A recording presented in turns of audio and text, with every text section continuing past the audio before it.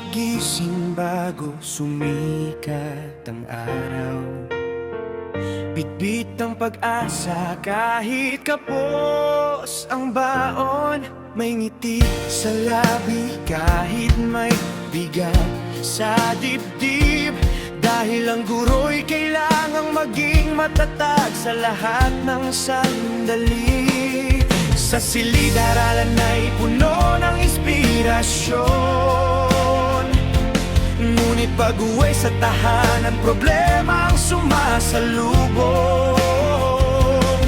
Bayarin sa kuryente, tubig at pagkain, paano pagkakasyahin kung kulang ang sahod sa bawat buwan? Ilang taon ang naglilingkod para sa bayan, ilang henerasyon ng aming nahubog at natulungan. Ngunit bakit tila kami nakilutan? Bakit ang aming panawagan ay hindi pinakikinggan? Pakinggan ninyo ang guro, huwag ninyong balewalain. Kami ang nagtatamim ng pangarap sa bawat kabataan natin. Habang tumataas ang presyo ng bawat bilihin, ang sahod namin ay pilit pa ring kinukulang sa araw-araw na pangangailangan. Hindi kami humihinging ng sobra, hindi kami naghahangad ng karangyaan. Ang hinihiling lang namin ay buhay na may dignidad at sahod na sapat para sa aming pamilya at kinabukasan. Kami ang nagturo ng unang paksa at pagsulat.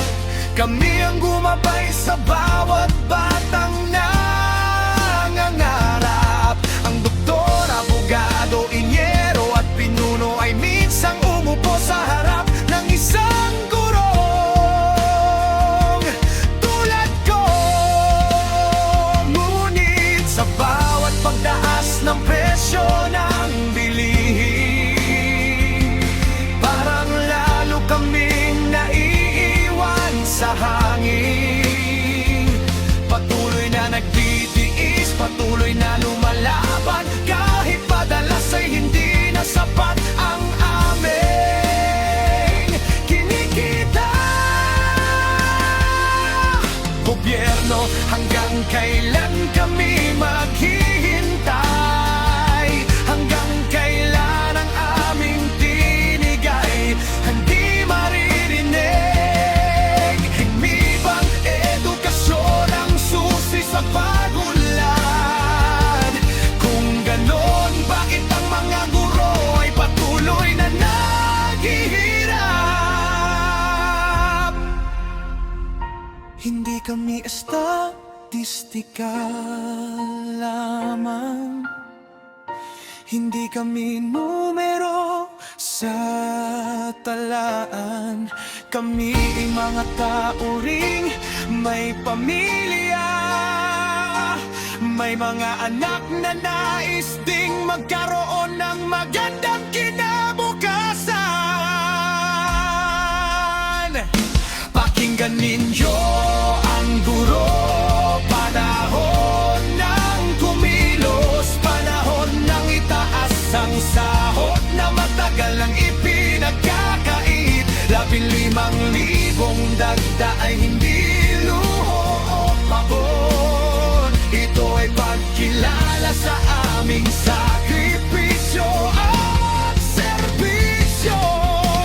Sahod na may dignidad, hindi pa rin minimum para sa gurong araw-araw na nagsisilbi sa bayan.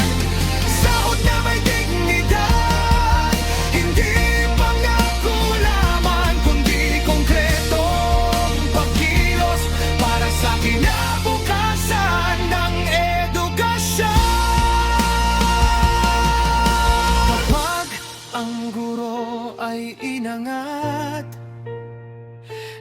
Edukasyon ang unang makikinabang kapag ang guro ay pinahalagahan, ang buong bansa ang uunlad. Lakri!